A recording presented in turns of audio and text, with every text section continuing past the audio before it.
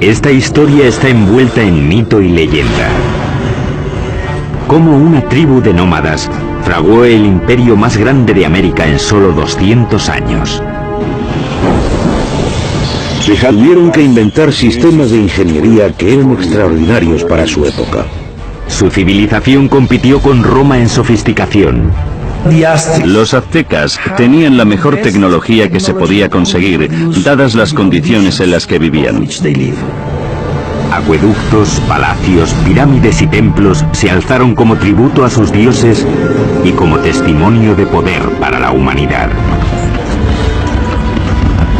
El mayor logro de los aztecas fue su flamante capital, que asombró a los exploradores europeos y la llamaron la Venecia del Nuevo Mundo. La ciudad se extendió reluciendo por los canales y el lago, adornada con árboles y mansiones preciosas. Pero su sed de poder y sangre les condenó a la destrucción. Cuando por fin llegó, la aniquilación sería más rápida y completa de lo que el mundo hubiera imaginado.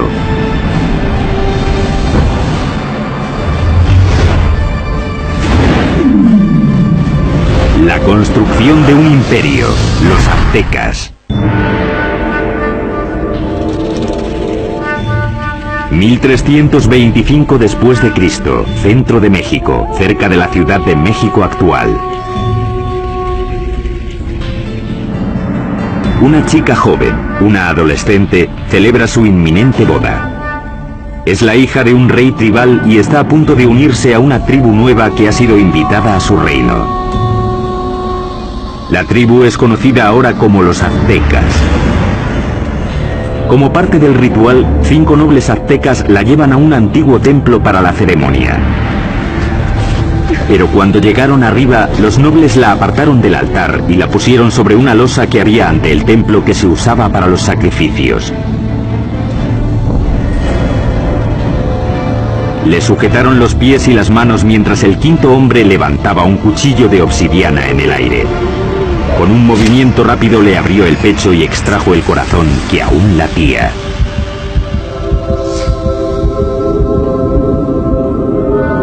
Esa tarde invitaron al rey a una ceremonia para celebrar el matrimonio.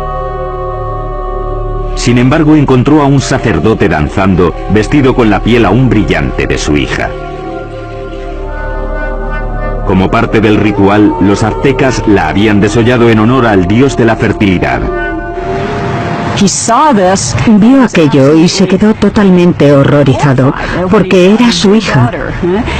Sus guardias y él persiguieron enseguida a los aztecas hasta el lago y luego hasta la isla donde se habían refugiado.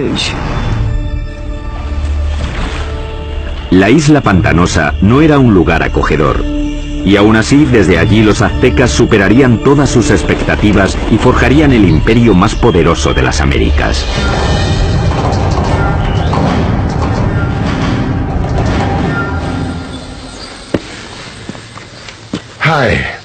Hola, soy Peter Weller. Cuando pienso en los aztecas, pienso en gente elegante con unos bonitos adornos en el cuerpo y el pelo. Y pienso en una canción de Neil Young sobre Moctezuma y Cortés. Pero también pienso en cuchillos de obsidiana abriendo cavidades pectorales y en manos sacando corazones sangrantes y mostrándolos en alto. La mayoría de los sacrificios aztecas se hacían en un templo en la cima de una pirámide de piedra como esta. Los aztecas pensaban que sin esas ofrendas el sol dejaría de salir y el universo moriría.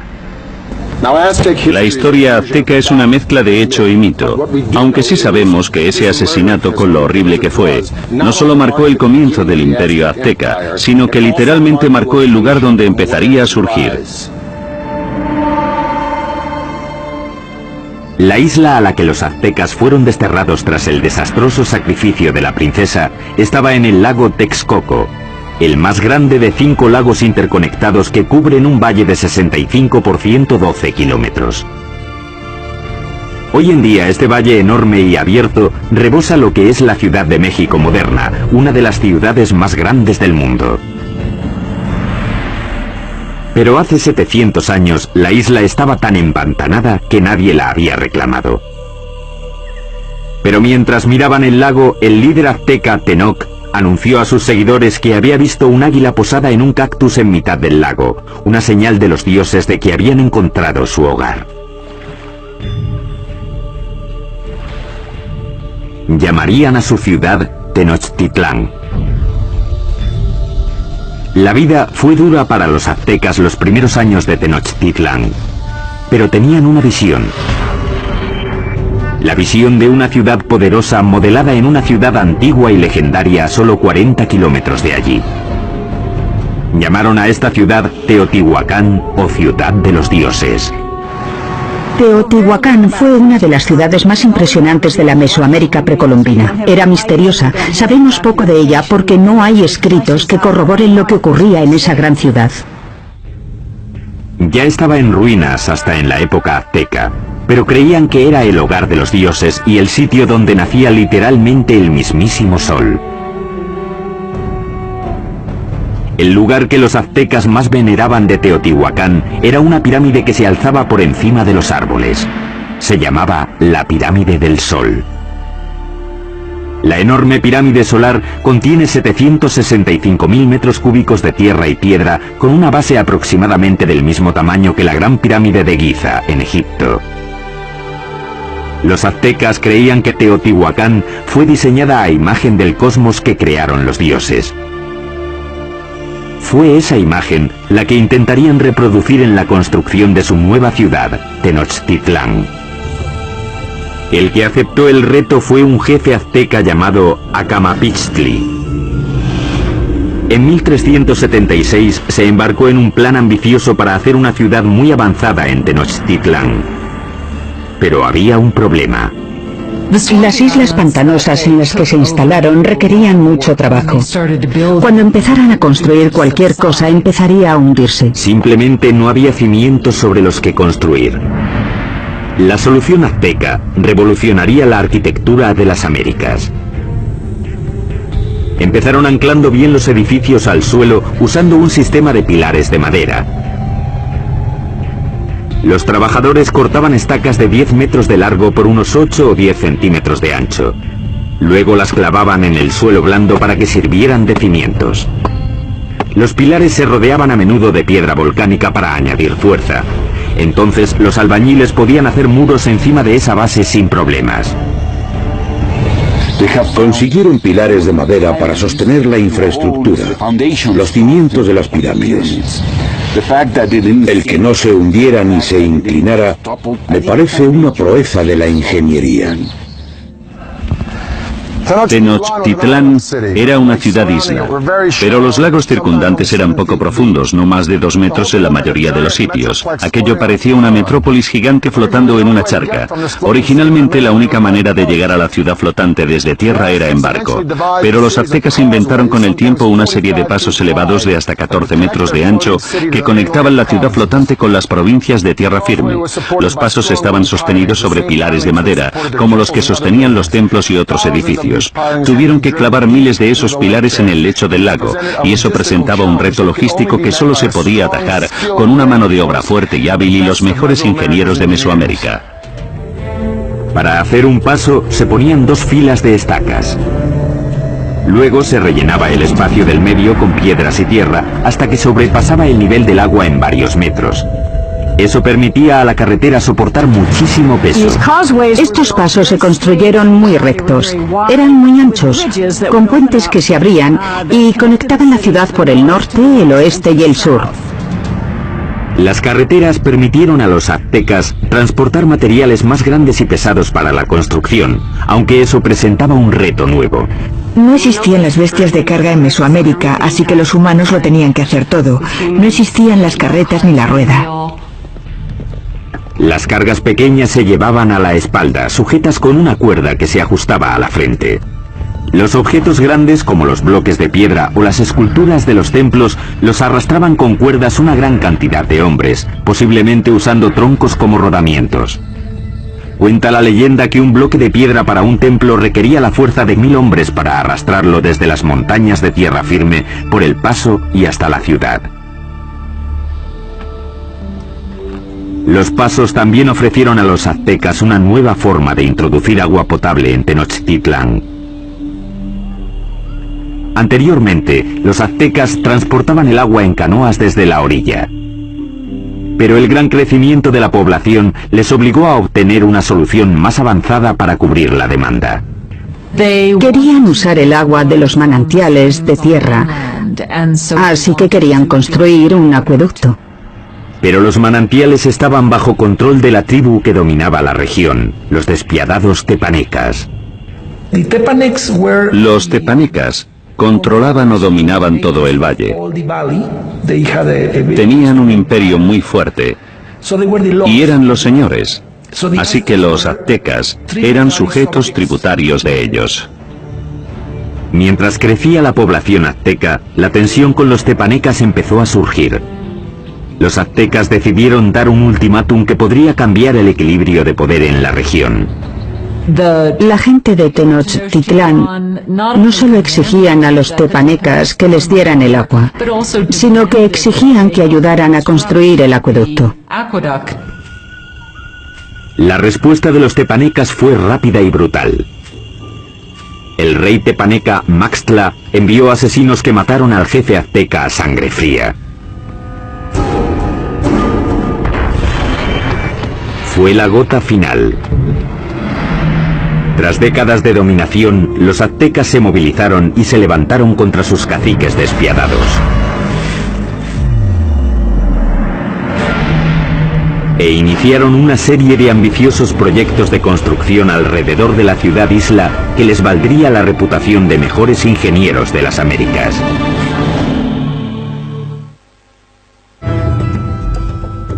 Corría el 1428 y los aztecas habían declarado la guerra a sus caciques, una tribu llamada tepanecas.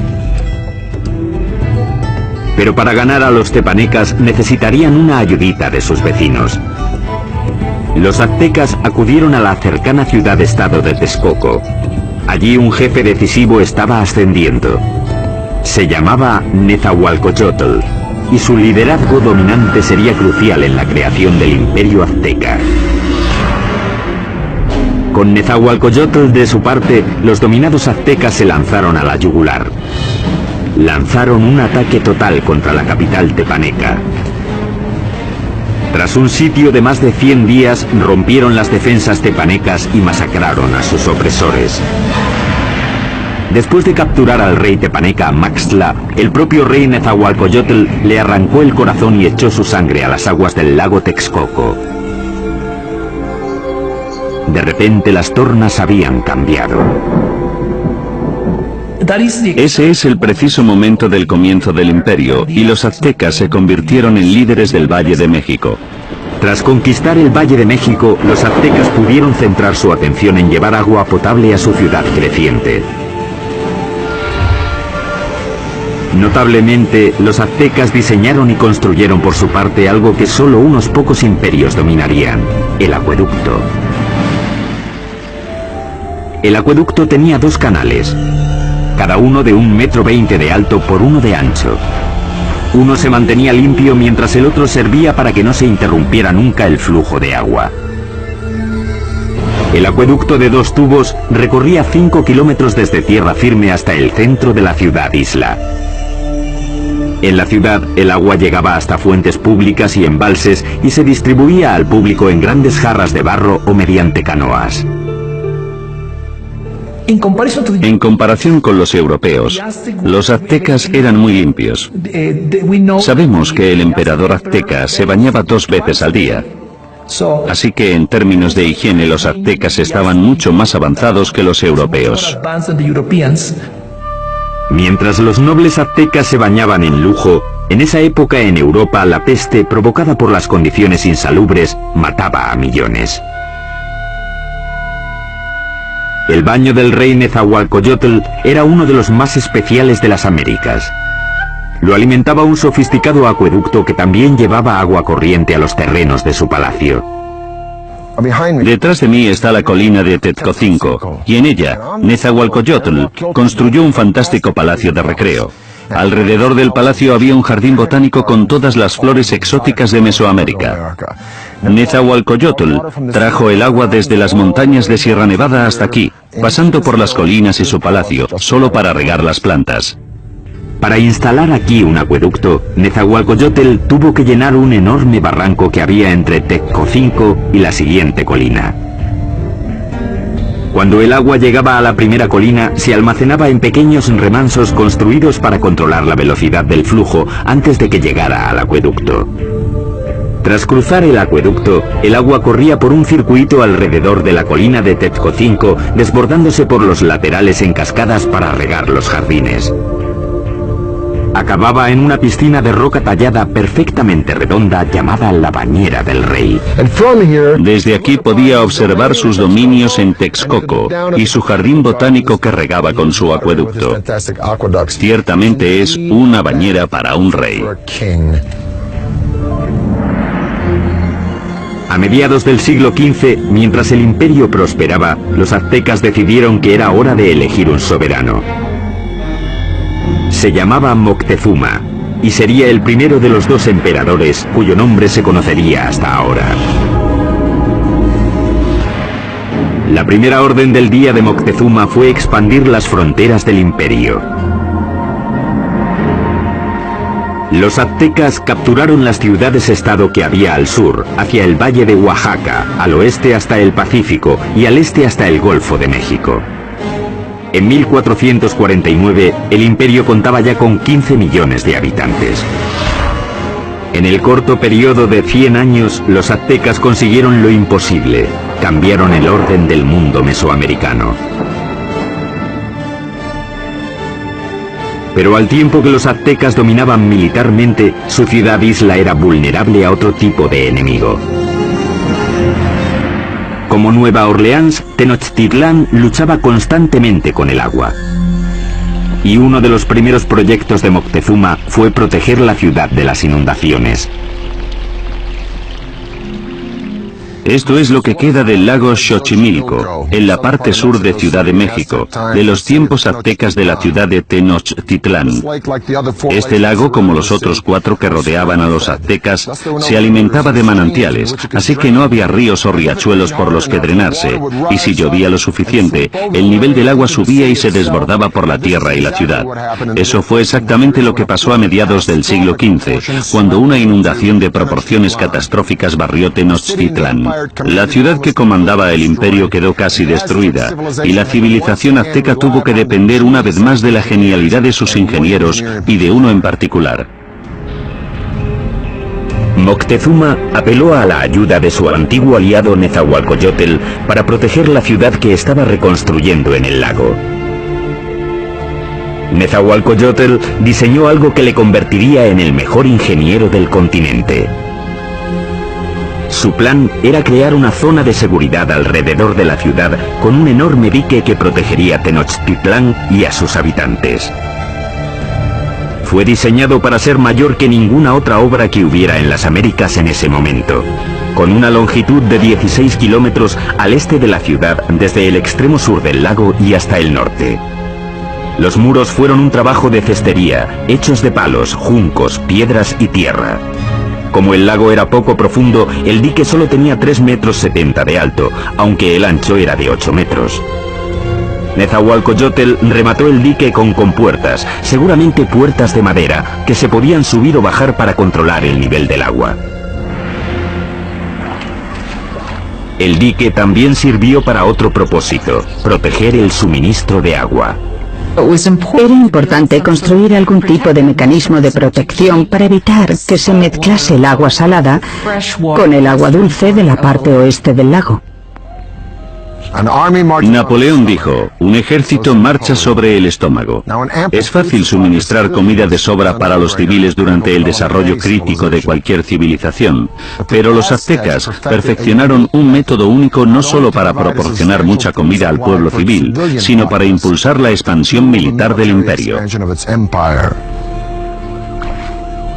Esta solución revolucionaria se llamó chinampas, un sistema que les permitió crear literalmente tierra nueva para cultivar y para vivir. Si vas a hacer una ciudad de cualquier tamaño, tienes que proporcionar espacio, así que lo que ellos hicieron fue construir esas chinampas en el lecho del lago. Básicamente una chinampa es una isla artificial construida en el lago. Parecían campos de fútbol estrechos, de unos 90 metros de largo por unos 10 metros de ancho. Una chinampa se hacía tejiendo una red de palos que flotaba en el agua y apilando juncos y hierbas encima.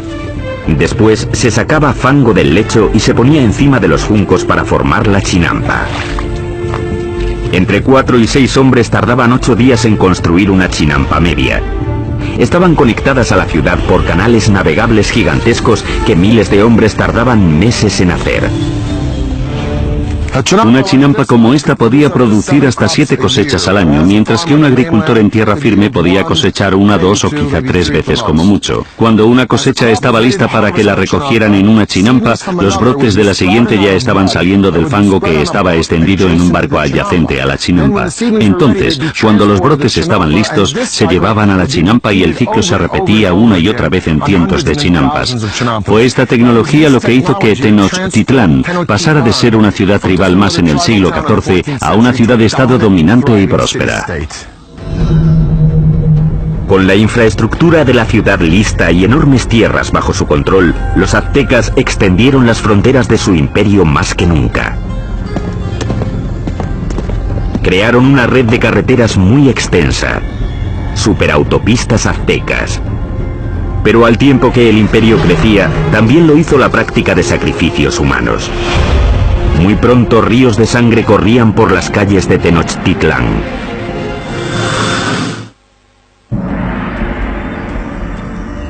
Hoy, Tenochtitlán, la capital del imperio azteca, ha desaparecido, enterrada bajo la actual Ciudad de México. Pero hace 700 años era una capital brillante en ascenso, construida por ingenieros avanzados y liderada por emperadores exuberantes. A finales del siglo XV, la demografía azteca había explotado. Su siguiente gran emperador lanzaría una serie de conquistas que competirían con cualquiera de la historia. Se llamaba Ahuizotl y demostraría que era incluso mejor guerrero que su abuelo, Moctezuma. Para el año 1502, Ahuizotl había conquistado territorios desde la costa pacífica de México y había conseguido que el imperio llegara muy al sur, a Guatemala. Su reinado fue como una edad de oro. Él fue el rey que abrió las rutas de transporte a las zonas costeras y las tierras bajas donde los aztecas tenían sus mayores lujos. Todas las plumas brillantes, el oro, las piedras preciosas que los nobles y soberanos lucían como parte de su estatus, venían de allí. Para transportar riquezas al corazón del imperio, los aztecas construyeron una red de superautopistas que cruzaban México central. Corredores de relevo se apostaban cada 8 kilómetros para crear una especie de UPS antigua. Se podían enviar mensajes o bienes desde la costa del Golfo hasta Tenochtitlán, a 320 kilómetros en solo 24 horas, más rápido que el servicio postal actual. Con el imperio en su esplendor, los aztecas de Ahuizotl se embarcaron en el mayor proyecto de construcción, una enorme pirámide en el mismo centro de Tenochtitlán, el símbolo del poder absoluto. Se la llamó Templo Mayor. La base de la pirámide tenía 75 metros de fondo por 100 metros de ancho y se elevaba a una altura de 15 pisos. Había al menos 117 escalones en 2 escaleras que subían 60 metros y que llevaban a 2 templos en honor a los dioses de la lluvia y de la guerra. El templo se reconstruyó en el mismo lugar 7 veces, comenzando en 1325 con la fundación de la ciudad. La pirámide crecía al tiempo que lo hacía el imperio. Cada piso simplemente se añadía encima del piso anterior. El templo mayor se construyó principalmente con una piedra llamada tezontle, que es volcánica y pesa muy poco. Eso evitaba que el templo se hundiera. Para los suelos y paredes, los aztecas aplicaron un revoque de cal, que era una especie de cemento. Algunos ejemplos encontrados hoy son tan duros como el cemento moderno, incluso después de 500 años. Los albañiles aztecas trabajaron durante décadas para completar su monumento a los dioses. El templo estuvo enterrado hasta 1978, cuando la compañía eléctrica cavó una zanja y descubrió accidentalmente una enorme piedra tallada y las ruinas del templo con ella. El disco tiene 3,5 metros de diámetro, pesa 20 toneladas y representa el cuerpo desmembrado de la diosa Coyolxauhqui. Coyolxauhqui era la diosa de la luna, y su hermano la mató porque se quedó embarazada de una forma vergonzosa. Los aztecas no eran nada mojigatos. De hecho, los nobles tenían muchas mujeres y concubinas. Pero entre el populacho, sobre todo las mujeres, el adulterio estaba prohibido y se castigaba severamente, a menudo con la muerte. Según la leyenda, el hermano de la diosa de la luna le cortó la cabeza y tras decapitarla tiró el cuerpo por una colina. Los aztecas representaban este asesinato literalmente y a menudo en festivales durante todo el año. Decapitaban a sus víctimas en la cima de la pirámide y luego tiraban los cuerpos por las escaleras hasta la gran piedra de abajo. Para los romanos, el tesoro más preciado era el oro. Para los egipcios era el más allá. Para los aztecas era la sangre humana. Creían que tenía que haber reciprocidad con los dioses, así que tenían que agradecer a los dioses dándoles lo más preciado que tenían, que era la sangre humana. Los aztecas la llamaban agua preciosa, y creían que si los dioses no la recibían en grandes cantidades, el mundo acabaría en apocalipsis. Adornar los muros interiores de los templos con sangre humana fresca era práctica común. Y el olor tenía que ser horrible.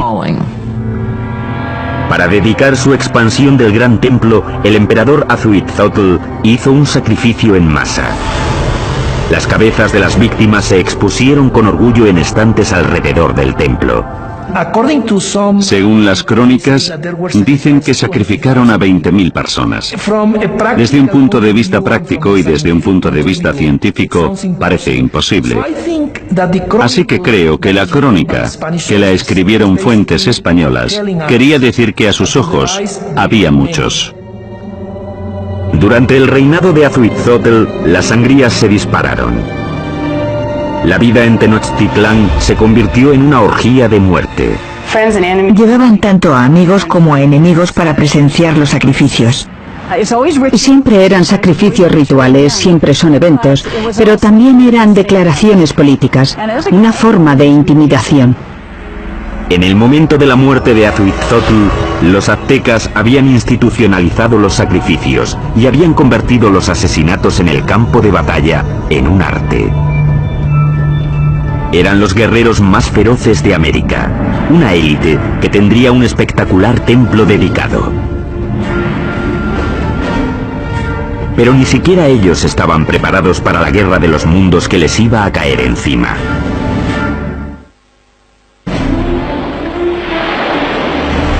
Corría el año 1502. Azuitzotl, emperador de los aztecas, muere. Moctezuma II, un ex sacerdote de 34 años, sube al poder. A un mundo de distancia, en España, un notario de 18 años llamado Hernán Cortés se prepara para cruzar el Atlántico para unirse a la conquista que su país está haciendo del Nuevo Mundo. El imperio azteca está en su cenit.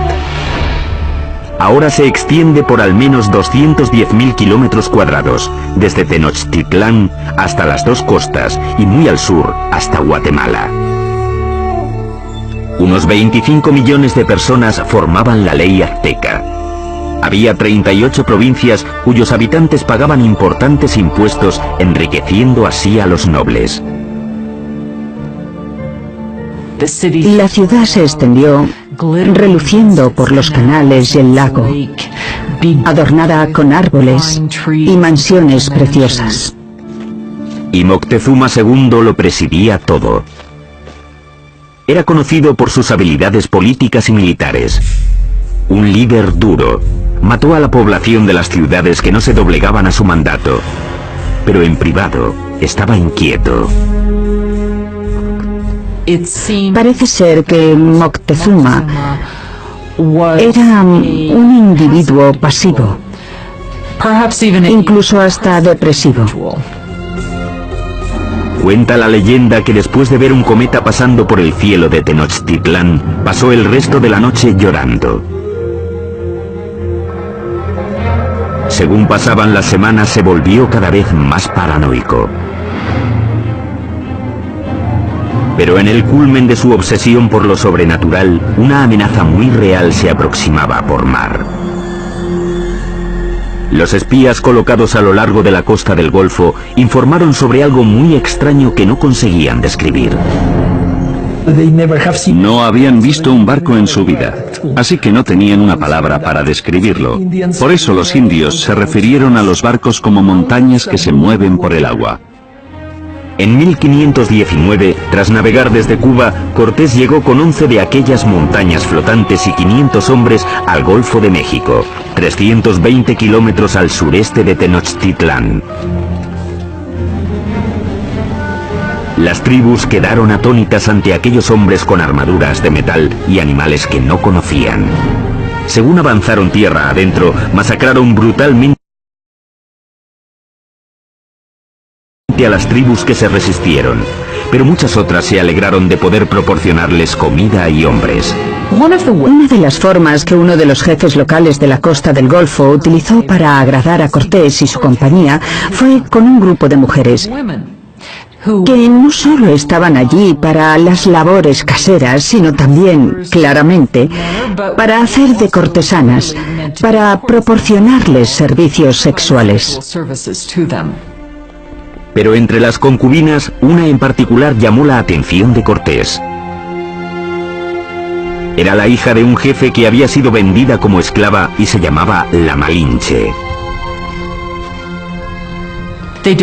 Desarrollaron una relación íntima y con el tiempo ella le dio un hijo.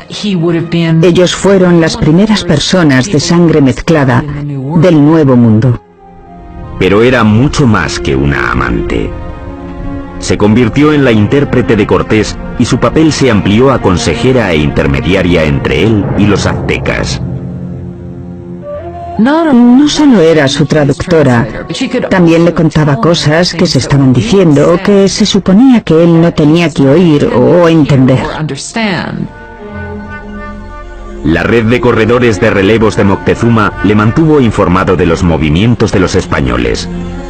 Estaba claro que iban hacia la ciudad.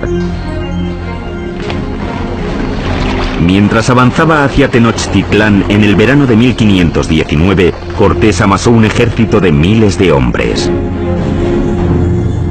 El ejército de guerreros de Moctezuma contaba con cientos de miles. Iban vestidos de animales en el campo de batalla para intimidar a sus rivales. Parte de ello era espectáculo. Los guerreros llevaban distintos trajes increíbles.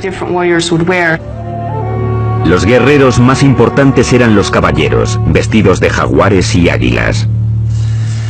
Los caballeros aztecas se iniciaban en sus órdenes con ceremonias sagradas en templos especiales como este.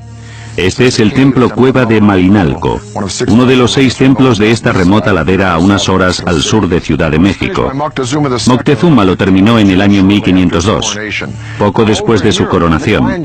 En Europa Miguel Ángel estaba esculpiendo el David de la República de Florencia, pero mientras Miguel Ángel tallaba el David, los aztecas extraían este templo directamente de la ladera de la montaña. Y es el único templo en todo el hemisferio occidental construido de esta forma. Al final de las escaleras de Coalcali se encuentran las esculturas de dos jaguares. A los lados de las puertas yacen los restos de dos guerreros. La puerta representa la boca abierta de una serpiente gigante. Literalmente se puede ver la lengua saliendo del templo. Los aztecas creían que esta era la entrada al centro de la tierra. Los guerreros privilegiados venían aquí, entraban en la sala con esculturas de águilas, les perforaban la nariz y ofrecían sangre en sacrificio para Huitzilopochtli, el dios de la guerra. Pero esta no sería, ni mucho menos, la última vez que los guerreros aztecas vendrían a dar su sangre. El primer encuentro entre Cortés y Moctezuma sería pacífico. Pero el conquistador sabía que un choque enorme y sangriento entre el viejo mundo y el nuevo mundo tendría lugar pronto. Y la aniquilación que tuvo lugar sería uno de los acontecimientos más aterradores de la historia de las Américas.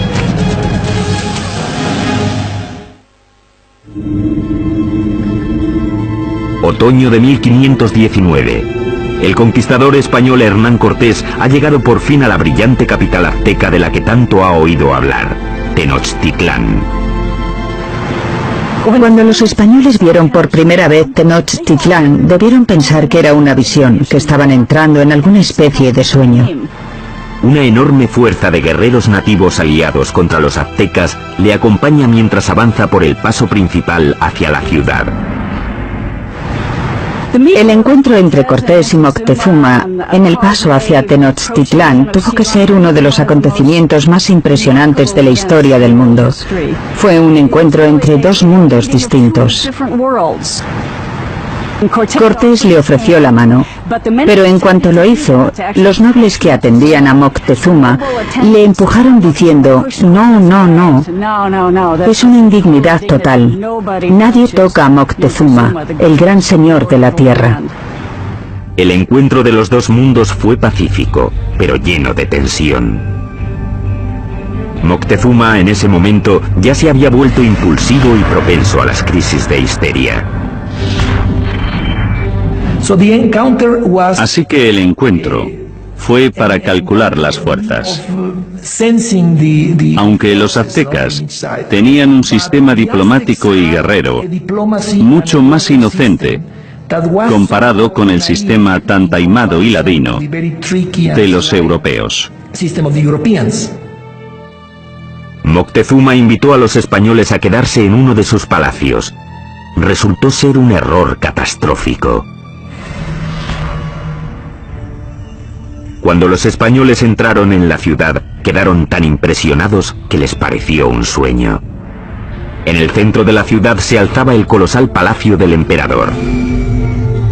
El palacio de Moctezuma II era un gigantesco complejo que se extendía por las 3 hectáreas contiguas al gran templo.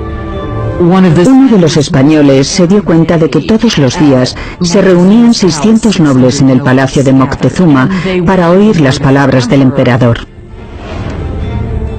Moctezuma recibió a los españoles en una gran cámara de recepciones que había en la entrada, diseñada para que el emperador pareciera omnipotente. Pero el palacio de Moctezuma sería el último que construirían los aztecas. Cuando no llevaban ni una semana de visita, los españoles fueron a la yugular y secuestraron a Moctezuma. Fue un movimiento atrevido, pero compensó. El imperio parecía suyo. Aunque Moctezuma seguía siendo el líder oficial de la ciudad, durante un tiempo no fue más que el portavoz de Cortés. Durante 6 meses, la tensión dentro de los muros de Tenochtitlán se calmó. Entonces, en la primavera de 1520, todo cambió. Una mañana, unos soldados españoles interrumpieron un sacrificio sagrado y mataron a los participantes. El acto desencadenó un alzamiento. Para los aztecas, los españoles habían cometido un sacrilegio inefable. La ciudad quedó sumida en el caos cuando los aztecas marcharon al palacio de Moctezuma. Moctezuma intentó subir a la cima del palacio, hablar con la gente y calmarlos, pero ya no aguantaron más. Moctezuma se había convertido en la marioneta de los españoles. Una traición tan enorme a los ojos de su pueblo que le lapidaron y tiraron flechas. Poco después tiraron el cuerpo sin vida de Moctezuma por las escaleras del palacio. Nunca sabremos si murió a manos de los españoles o por las heridas que le infligió su propio pueblo. Y los españoles decidieron que sería un buen momento para irse de la ciudad. La noche del 30 de junio de 1520, los españoles intentaron escapar aprovechando la oscuridad. Pero no quieren deshacerse de las cosas que han cogido y arrastran el peso de todo lo que quieren llevarse. Fueron presas fáciles para los guerreros aztecas que les atraparon en el paso. Los cuerpos se apilaron rápidamente en el agua. 400 españoles fueron masacrados junto a miles de sus aliados indios. Esa escapada ha llegado a llamarse la Noche Triste. Cortés y unos pocos más consiguieron escapar con vida. Los españoles acabarían destruyendo la brillante ciudad de Tenochtitlán. Empezarían cortando la línea vital de la ciudad, el acueducto.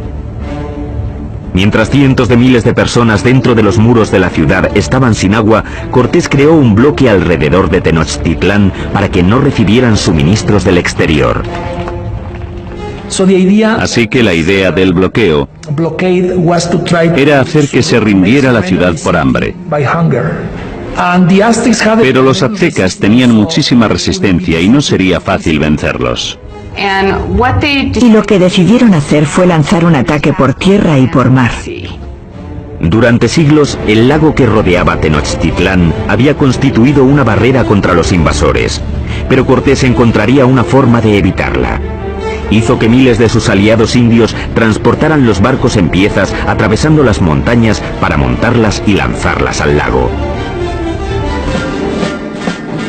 Mayo de 1521. Cortés lanza su gigantesco ejército en un ataque final y decisivo contra Tenochtitlán.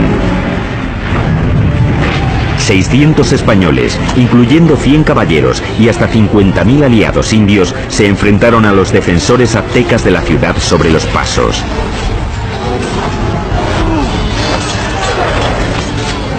La lucha brutal siguió durante meses.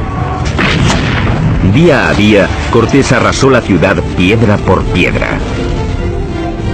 Él y sus aliados indios fueron despiadados en el asesinato sistemático de la población. Fue una batalla muy dura, sobre todo en la ciudad. La última batalla de los aztecas fue en el gran templo de Tlatelolco. Los guerreros se alinearon en las empinadas escaleras y plataformas para tirar flechas y piedras a sus enemigos. Pero fue inútil.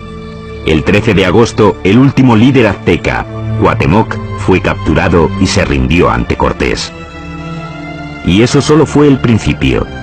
20 millones morirían de las enfermedades traídas por los españoles. A finales del siglo XVI se calcula que se había reducido la población nativa en cerca de un 90%. La Ciudad de México moderna se ha construido sobre las ruinas de la una vez majestuosa ciudad de Tenochtitlán. Los españoles la arrasaron durante la construcción de su propia ciudad colonial y hasta usaron piedras del gran templo para hacer la catedral que aún se alza al lado de las ruinas del templo. El imperio azteca se esfumó y con él un legado de increíbles logros de la ingeniería. Ha quedado claro, por sus sofisticados sistemas de urbanismo, agricultura y suministro de agua, que los aztecas se alzaron entre los grandes imperios más avanzados del mundo. El templo excavado de Malinalco es uno de los logros aztecas más impresionantes que los españoles no destruyeron. Sitios impresionantes como este obligan a hacer la pregunta: ¿cómo sería México hoy si los españoles no hubieran venido? Soy Peter Weller para el canal Historia.